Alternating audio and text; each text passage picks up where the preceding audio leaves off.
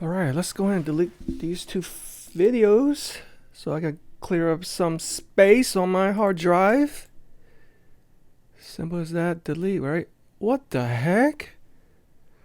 Discover one item, 2.84 gigabyte. Preparing to recycle from YouTube, Dell XPS. What's going on here? It used to go straight to the recycle bin. What is this? This is the first time I've ever seen this. Hold on. Let me go to my computer. Yeah, I have enough space right here on my C drive. So let me go to the recycle bin. Recycle bin is empty. So what's going on? What if I manually close it? Hold on.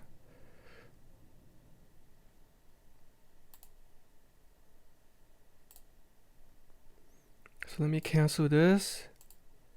What if I manually click and drag to the recycle bin? You think that will help?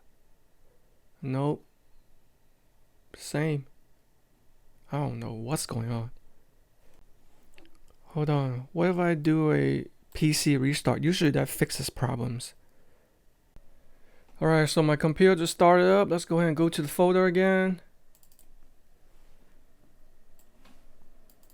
What the heck? What happened to the files? Hold on, did it process those files? Oh, so I guess during the restart, it did work. It manually moved the files to the recycle bin. That's crazy. You know what? I'm just curious. So this is a perfect example of how a restart can fix a lot of issues. So let me go ahead and restore that real quick. I just want to test it out.